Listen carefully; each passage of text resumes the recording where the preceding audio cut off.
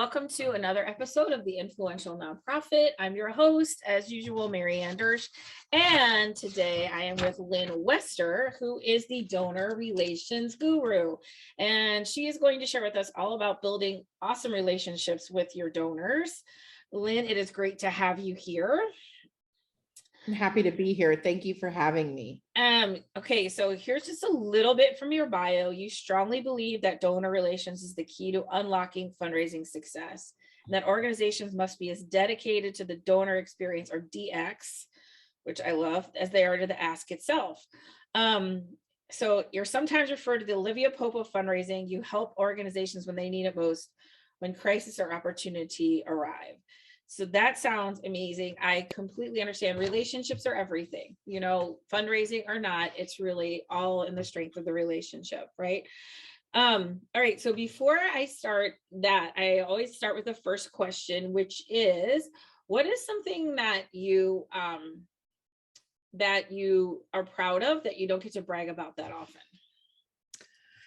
I think I am most proud of the team that we've built at the Donor Relations Guru Group. We have a diverse set of individuals who all represent different organizations and backgrounds and help so many of our clients, but have a cohesive set of core values and belief about donor relations leading fundraising. So that is something I'm really proud of that I don't often get to talk about a lot, because everybody focuses on the principle and not the team behind the principle. Yeah. And also, you are calling me from Grand Cayman. I am. So that is a very cool place. So you're a resident then?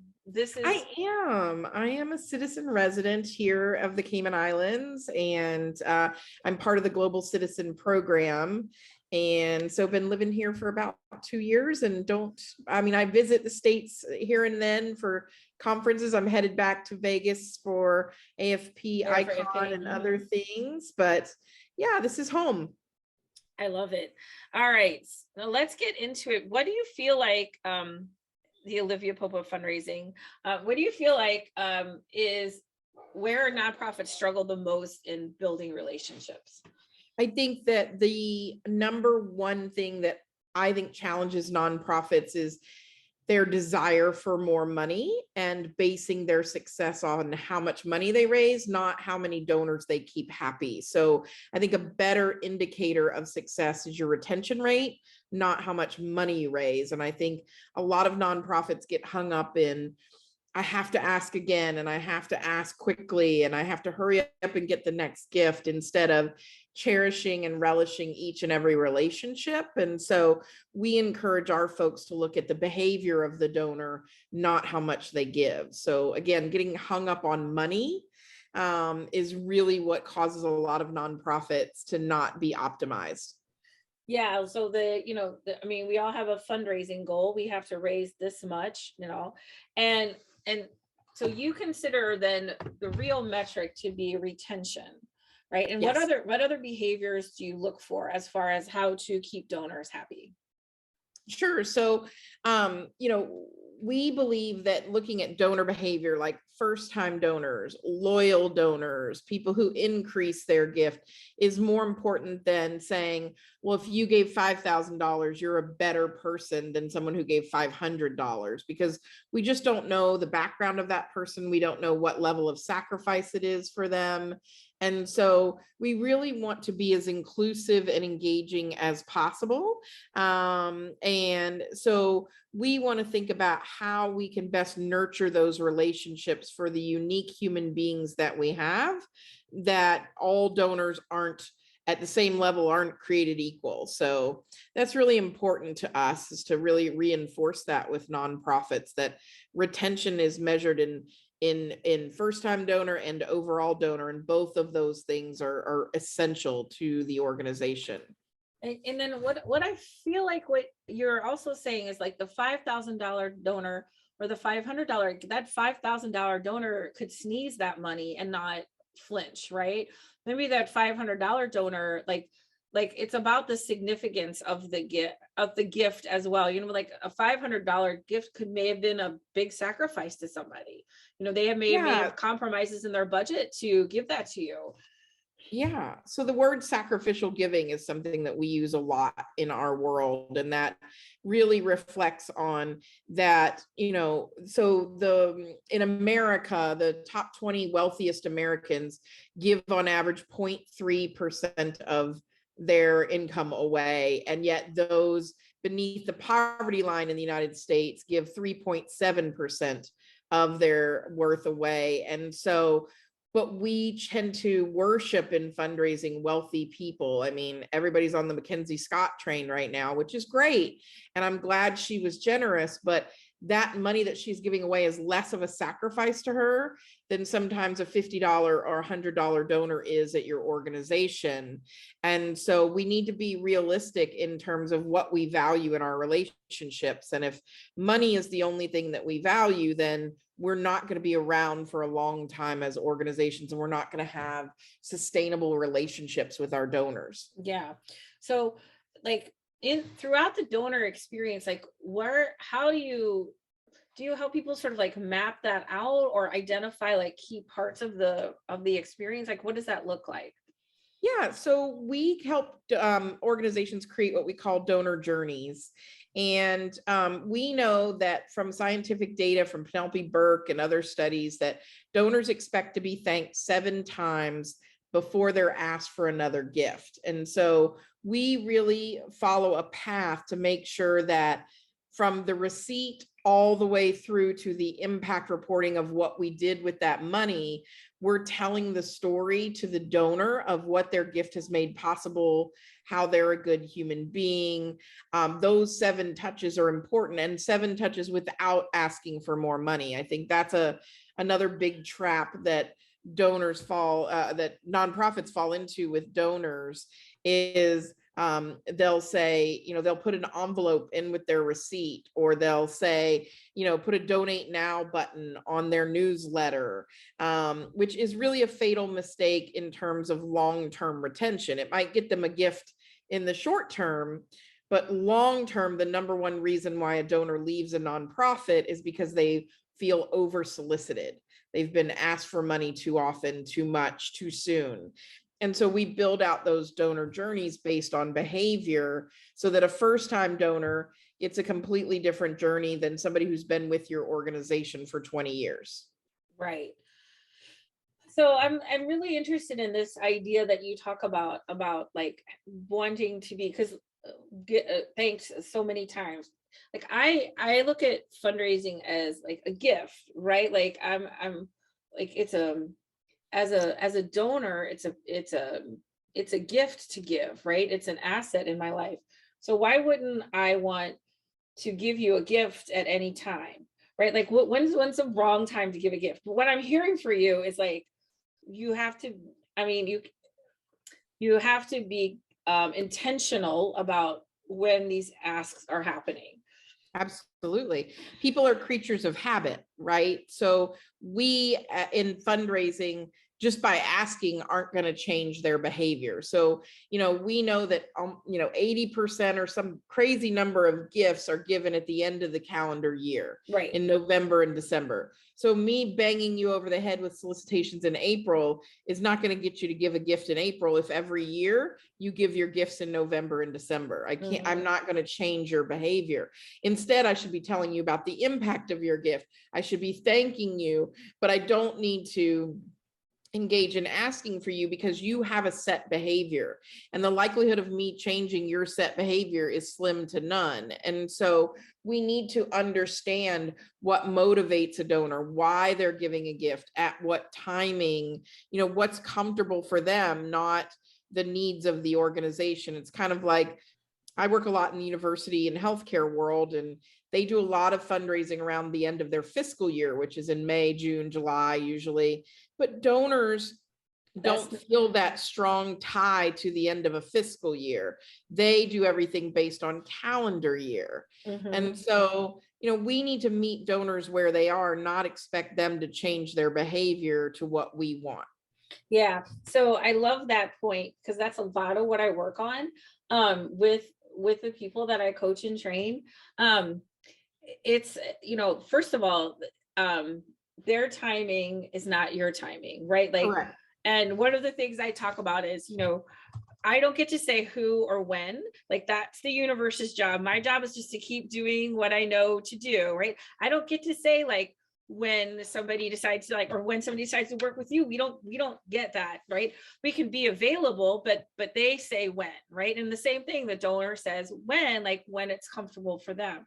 And a lot of times you're right, you're up against a deadline. I have these goals to meet. I need somebody, more people to say when, like that might not be right. Not that they're not, it's just not what you're saying. It's not in their habit. It's not their time. They're not thinking about it then. If we look at the top 10 or 20 motivations for why a donor makes a gift, an organization's goal is not in those 10 or 20.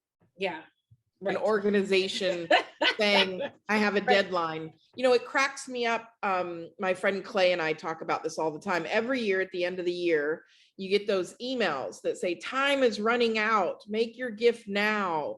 And you're like, well, so you wouldn't, and it's December 30th. And you're like, so you're not going to accept my gift on January 2nd? Like, time isn't running out on me. I do my taxes quarterly. I run a business. So do you know what I mean? Time isn't run out on me. Not everybody, takes tax deductions on their giving either. So those false senses of urgency are really detrimental to understanding a donor's psyche and the why they're making their gift. They're not making a gift because you said it was urgent. Right. So, and the other thing I work with people on is, because I work with people on the art of influence, and a lot of our struggles and our pain comes from the gap between who people are and who we want them to be. Right. And so the goal is to like release what our conditions or what we want and really tap into who they are, which it sounds like a lot of what you're doing, like really understanding like what are their behaviors, what are their needs, like when do they want to give, how, like instead of like, what I'm saying, like, oh, I would love it if my board did this, or my like, okay, and but who are they, like, because people want to be seen and heard and valued for who they are. And when they can feel that gap,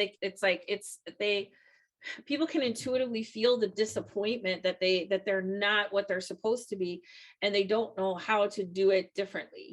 They're not sure why they're showing up in a, you know what I mean, like in not the right way. Mm-hmm. Yep. It's really interesting that people want donors. They also want people to be charitable. So I've spent a lot of time in my career talking about love the one you're with, meaning you need the best future gifts come from the donors you already have. So keeping those donors happy is job number one. Companies understand that. Disney, Ritz-Carlton, Apple, Amazon, they understand that the most valuable customer they have is the one that's already purchasing things, right? And if they can make that customer happy, they'll tell other people. There's no advertising, there's no billboard enough that's the same ROI as a happy customer. But in nonprofit land, there's a lot of time, energy, and money spending resources trying to acquire donors rather than retain the donors that you have. And so, it's 7 times cheaper to keep the donor you have than to go get a new one. But we spend a lot of time and space in fundraising trying to convince non-charitable people to give. And so I spend a lot of time telling people 60% of Americans are charitable. Focus on those that give. Right. You will never convert the 40% into charitable people. And so that comes from a speech I heard a long time ago from the CEO of movie theater. And he said he was in a classroom at a university and a student asked him, how come popcorn costs so much money?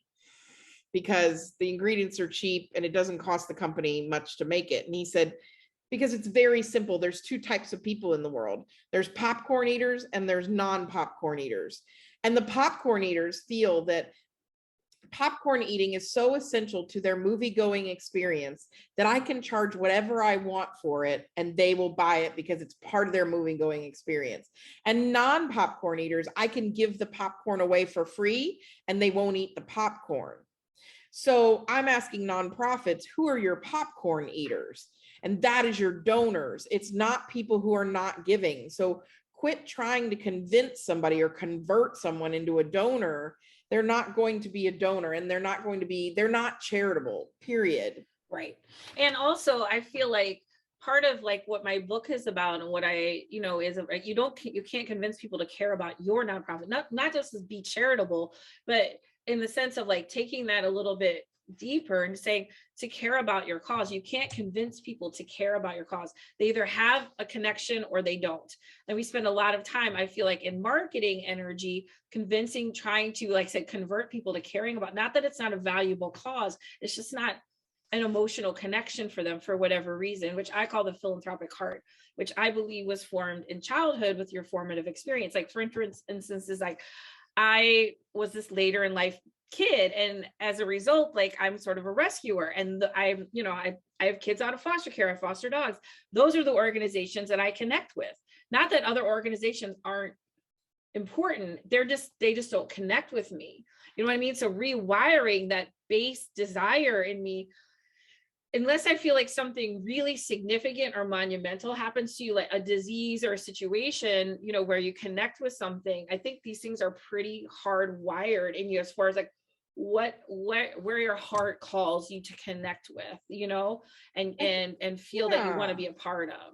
I think that's part of it. So again, remember, fundraising is 90% emotional, 10% rational. Right. I myself as a donor have been open to new causes based on positive nonprofit behavior, though. So charity water, clean water was never on my list of top giving priorities, but they've done such a good job of stewarding my gift and letting me know why it's important and educating me, that they have risen. Same thing with Team Rubicon. I've become much more of a donor to them versus World Central Kitchen has always had my heart because I don't want anybody to go without a meal. So feeding people is very important to me because food brings joy and is an emotional thing for me. And so I think there's a little bit of both. I think the heart in it is, do I care enough to be charitable?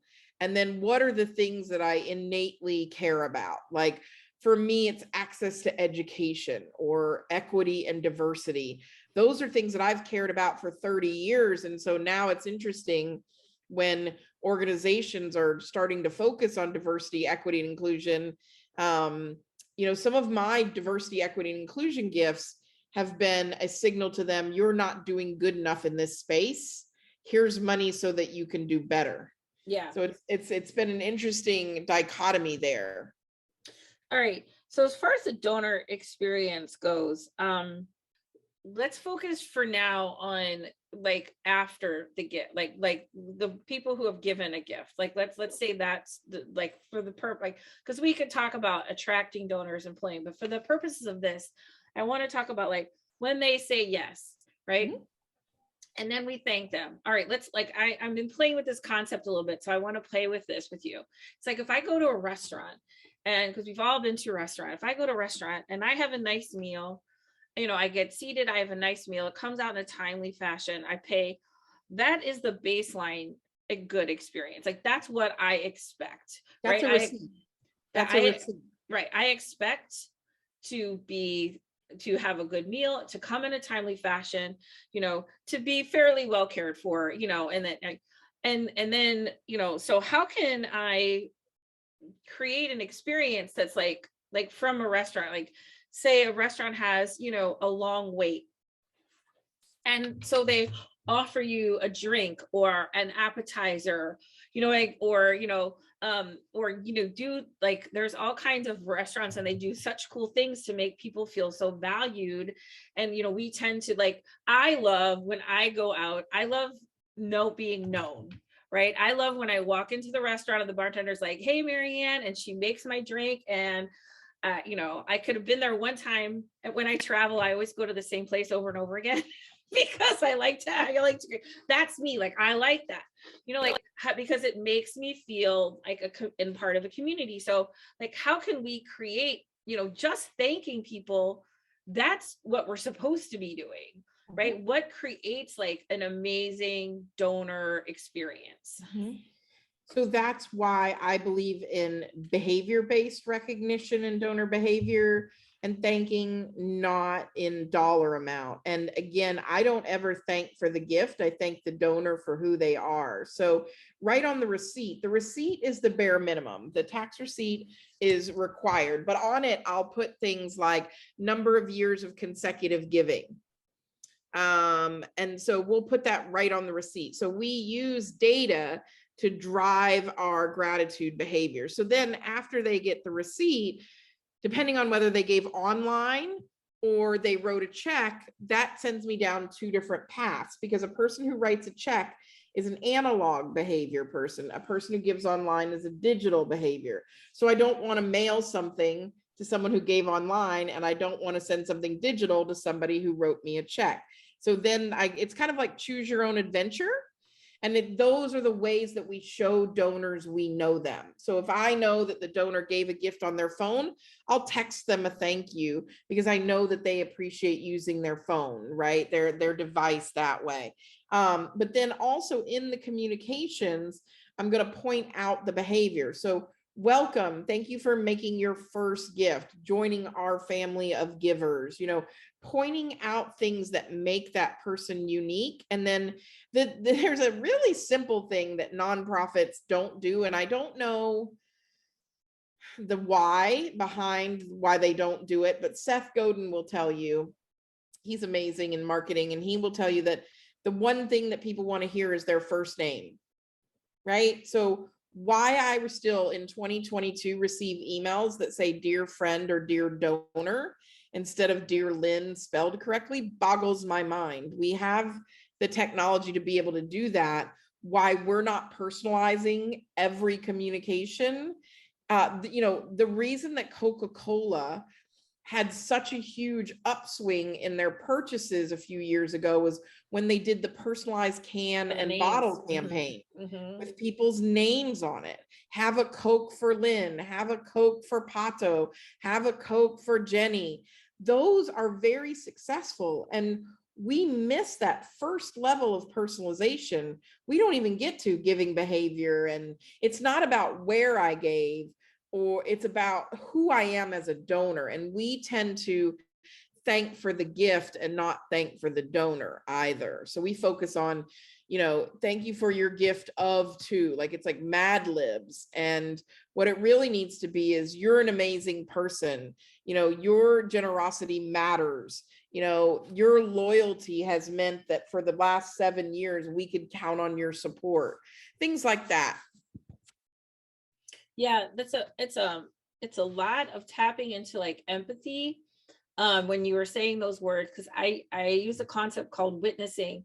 So like you don't always have to use that language, but that's the language I like without using that, but like I witness generosity. Like it's seeing people like what I'm seeing from you. Like I witness graciousness. I wish consistency, generosity, dependability. Like that is about who they are.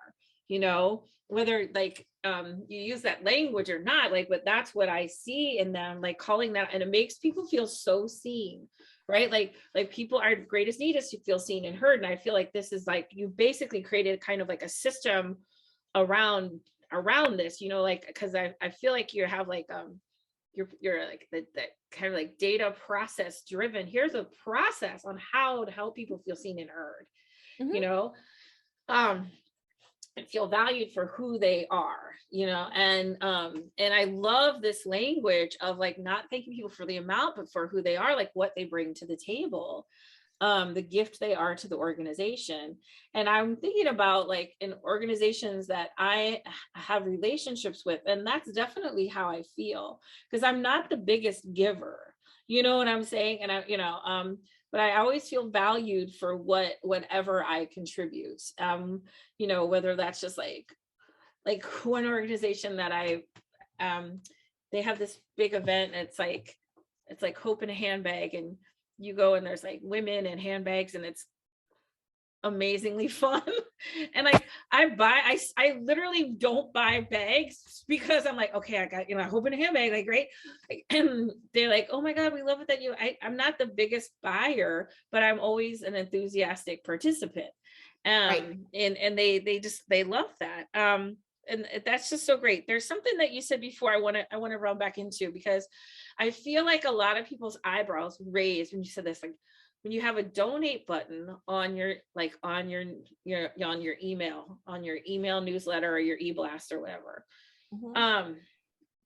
I feel like, well, overall, I think people put too much into these.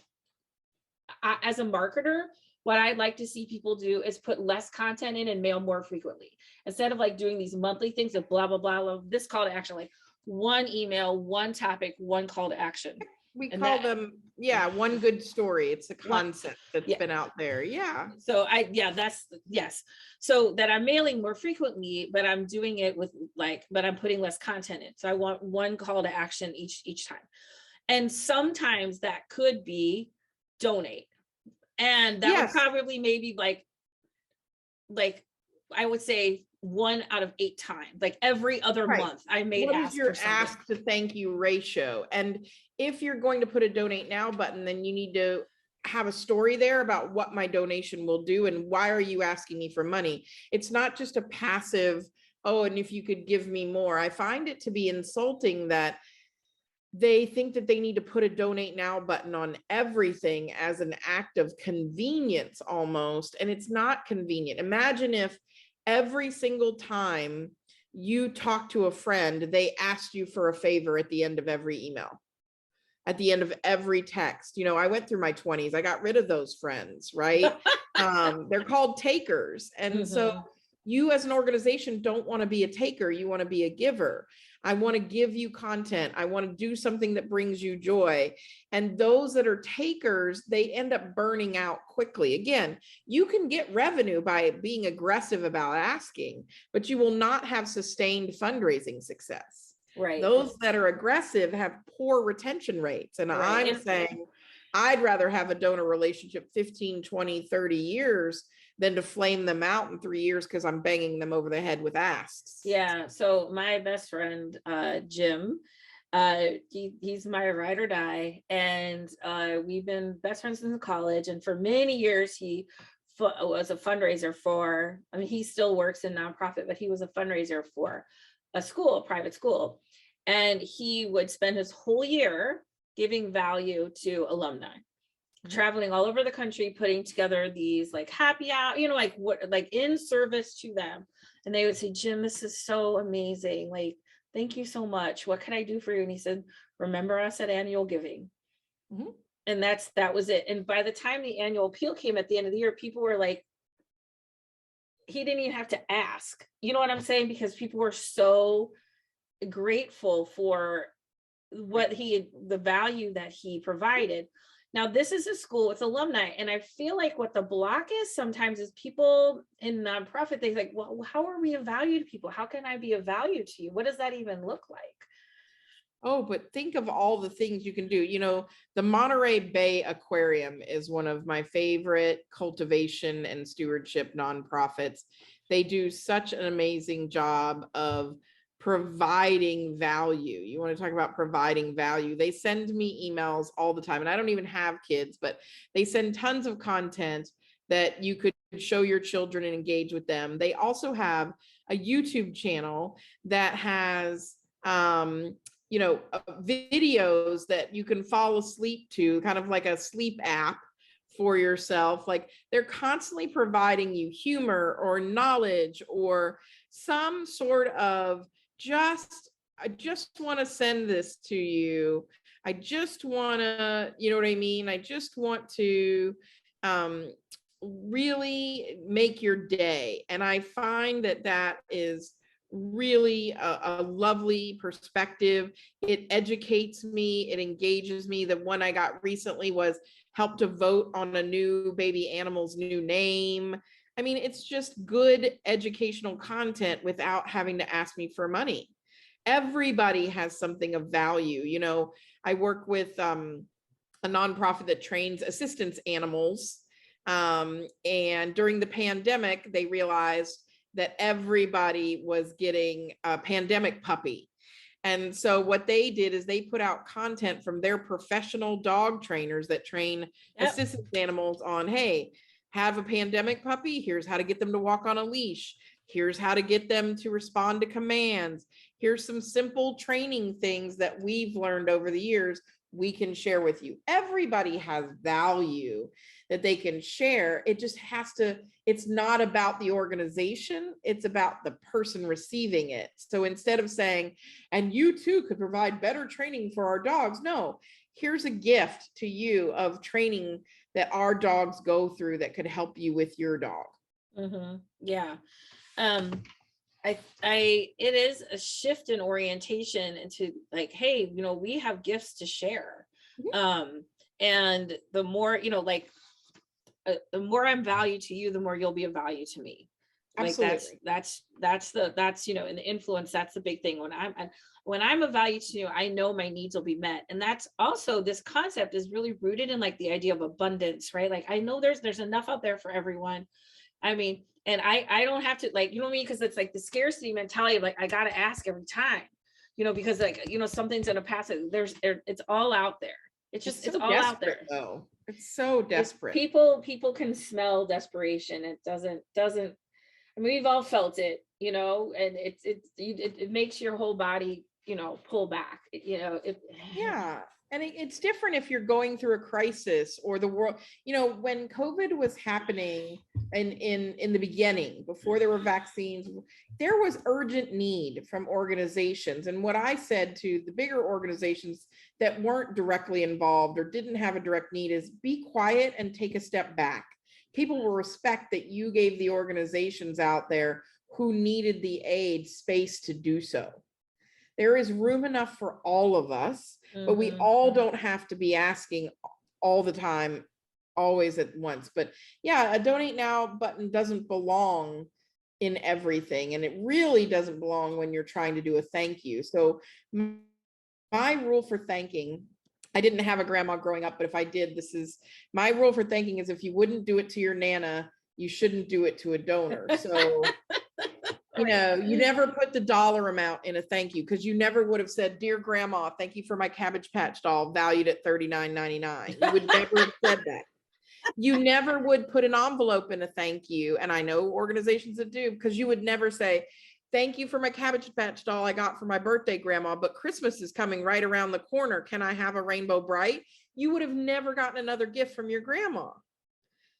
Why do we think it's okay to treat donors any different or worse than we would have treated those who we are beloved to us? Right. And it's so helpful just to bring it down to personal relationship. Yes. Right? Like, you know, when an organization from a marketing perspective is like, I want them to know all about us. I'm like, why? Like, if you and I meet, we'll grow, you know, like there's going to be ways we connect. And like, it's like, you know, this woman said, I have all these ways that somebody could get involved with the organization. I said, it's like, if you and I sat down, you said, here's all the things I am. Pick Here's which everything one, about me. pick which one you want to pick, which one you want to talk about. Like, no, in the course of the conversation, you're going to learn about that person. And then maybe say, hey, I'm so glad you brought up like camp, because we do this camp. I'd love to, you know, it sounds like, you know, like you'll learn, you know, because we don't reveal ourselves fully, but it's over like, but whatever makes you memorable, then on the other side of that, you can share more and more, just like any relationship. This idea of wanting to like know the full story, that's a need that the organization has.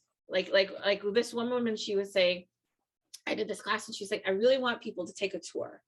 And I'm getting a lot of resistance about people taking a tour.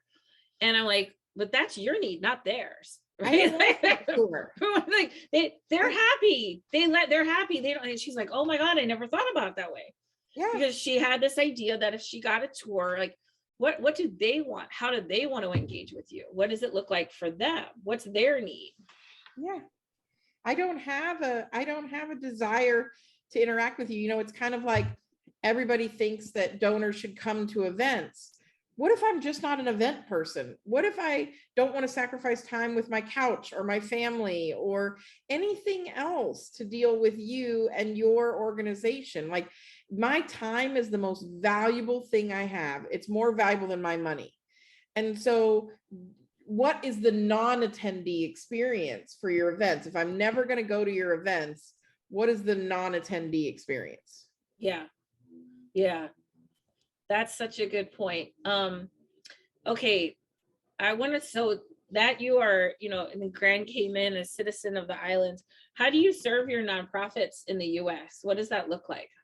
Oh, well, we have everything from trainings available to client work. And so we serve them just like we're sitting in a room with them over Zoom or WebEx or whatever platform.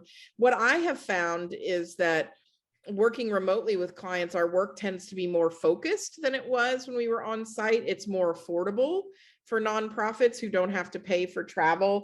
It's surely a lot easier on me and my body and I was doing 300 nights a year for 7 years straight. And so, that becomes really, really hard at a certain point, and you miss travel, or, things, happen and you're not always in charge. And so I find that my clients are much happier, and we can really dig in to what we need, and what their needs are over Zoom. There's much more accessibility as well. So they don't have to like pack everything into 2 days. So it's just been a great experience. Yeah, I would agree. It's been a great experience for me as well. It really opened up my business and how I serve people, and the ability to serve people. And people say, oh, it's Zoom fatigue. I'm like, you know what? It's just like anything else. People show up for what's important to them. It's not about the Zoom. You can call it Zoom fatigue. I get that. And also, and I hear what people are saying, like, it's so much easier in person to like connect with people. Yes, and your magic can show up in a lot of places. You know what I mean? Like, I also think that online is more inclusive. Not everybody has the same abilities. Not everybody has the same access to in-person. There are barriers that we have placed in front of people. And I really want us to be mindful that being online allows for more accessibility for some individuals as well. And not everybody wants in-person contact. Not everybody's an extrovert. So I'm happy doing either for my clients, but I'm leaning much more toward remote work because my clients are happier with it. So again, I'm happy to do that for those that really desired. If they really want me in person, then we can talk about it. But also they need to make sure because I exclusively work with nonprofits, I also want to make sure that their money is being well spent. Yeah. All right. One of the things that you said is that the Donor Relations Guru website is filled with resources, samples, and thought leadership. And I'm excited. What can the listeners find on your website? Oh, so from the start, we've always had your resources are here and they're here for free. So there's no barrier to entry, again, for you to get fundraising resources. So we have about 15,000 different samples that we've sourced from nonprofits around the world, from thank you letters to creative communications to impact reporting, just all different kinds of samples. There's thought work for you to read. There's research papers that we've found interesting, but we try to make sure that everything is accessible regardless of your resource level. Awesome. All right. Anything else you want to share that we didn't cover yet that you want people to know? I think it's been an interesting 2 years for our nonprofit organizations, and we've kind of served as the hope for a lot of donors. And so, don't forget that your organization, is needed, and that the professional development you do is needed as well. And so keep that in mind as you continue to sharpen your blade, as you continue, you cannot chop through a forest with a dull axe. So make sure that as you chop through your forest, that you're not doing so with a dull axe, that you're sharpening your skills and you're investing in yourself with professional development. Yeah, I love it because this is what I do, what I believe in, and I think it is good.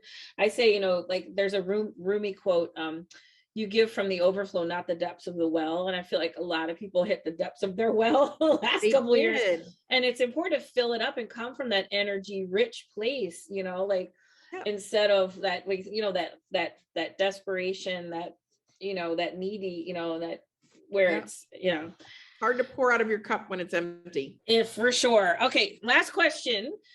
So when I get to Cayman, I'm a karaoke fan. So when I get to Cayman, and we go to karaoke, what is your go-to karaoke song? Oh my. So if I'm there are a couple of great karaoke places on the island. If I'm in a really, really fun party mood, it's Shoop by Salt and Peppa. Love it. From the 90s. And if I'm in like a sentimental, like, I can't carry a tune with a bucket. So I have to be, really inebriated to sing like love songs and stuff like that. And so I have to be pretty but Little Big Town's Girl Crush is my favorite sad song to sing. Oh, so okay. And I love Shoop. I can only do the second verse. So I pretend I am a 90s rapper and that this is my life. So awesome. Well, Lynne, thank you so much for spending time with me and the listeners today. I appreciate all you do for nonprofits and just the wisdom that you share. And we'll put this in the show notes at what's the best way for someone to connect with you? Donorrelationsguru.com. Very simple. All right. And not only do you connect with Lynne, but tons of those other resources that she mentioned. Yep. All right. Absolutely. All right. Thank you. And that is another episode of The Influential Nonprofit. As always, if you're new to this podcast, you can go to theinfluentialnonprofit.com. You can download your Up-Level Your Influence Starter Kit. I have all kinds of goodies in there around growing your influence so you can ask for and receive what you want, need, and deserve. And that is it for this episode. We'll see you next time.